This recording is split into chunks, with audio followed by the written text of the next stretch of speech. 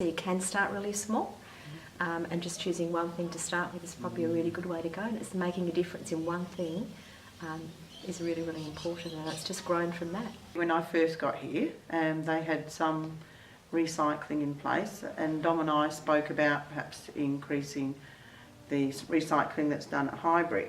Last year when I came to Highbury, it was already had a really good, strong system of recycling paper and 10-cent refundables, all organised, going quite well. But I think the big change came when Robin started the education R to 7 on why we should recycle and manage our waste better. My big role in it was, as a science teacher, I could teach across the whole school, and that was really beneficial.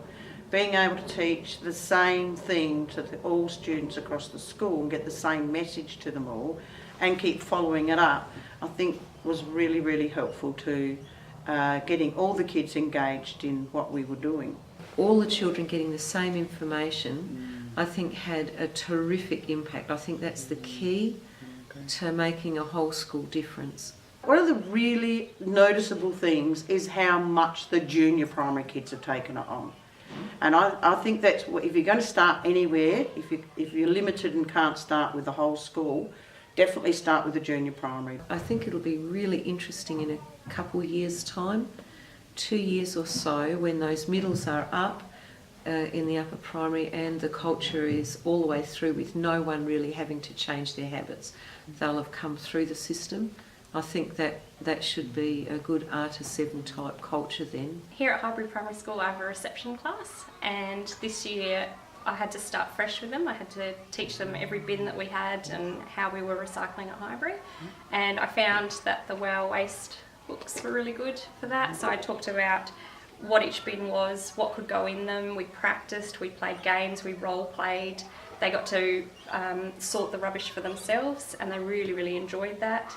And then I made up a lot of labels, a lot of signs, a lot of pictures for them to really understand what went into each bin.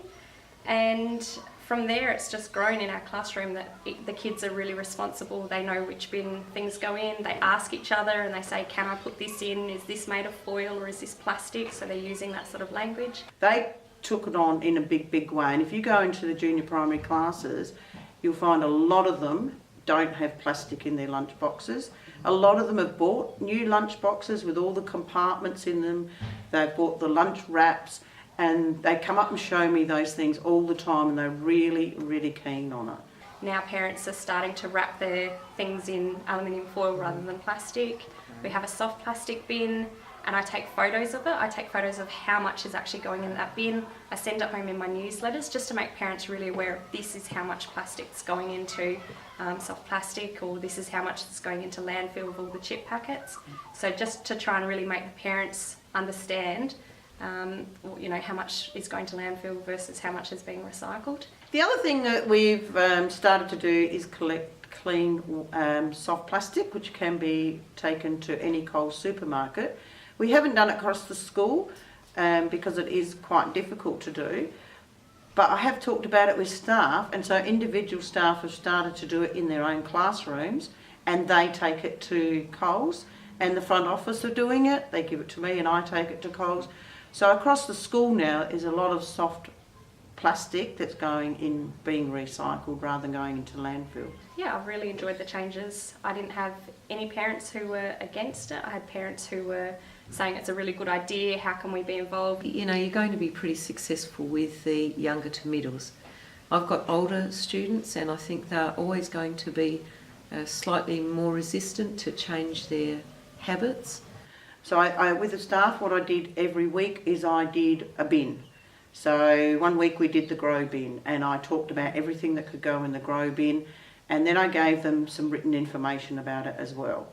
Very simple information that they could have in their classroom and remind them of the kind of things that could go in. So I just did a bin a week and talked to them about it that way. So we've got a bin in the staff room, and we had to be pretty specific because there has to be one for tuna tins and one for 10-cent recyclables. And some people were a bit confused about which one to go in. And the other good thing was we realised there's a lot of hand towel waste in the women's toilets. And so I'm not sure if it was Dom or Robin, but they've got a bigger bin, and that goes into the compostable waste as well. So now we're moving into trying to reduce what's going into landfill. So we've started to have, starting next week, nude food days. So every Wednesday from now on will be a nude food day. So I'm looking forward to seeing what the older kids' response is for that. Some are already doing it. It's sort of fine. They'll take it on board or have already. But I think some are going to struggle a bit.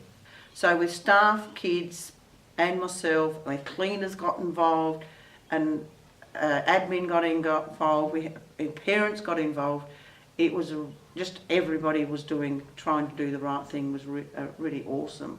Yeah, and why not? Yeah. You know, it's Exactly. easy, but Yeah. someone had to think of it and someone had to organise it. Yeah.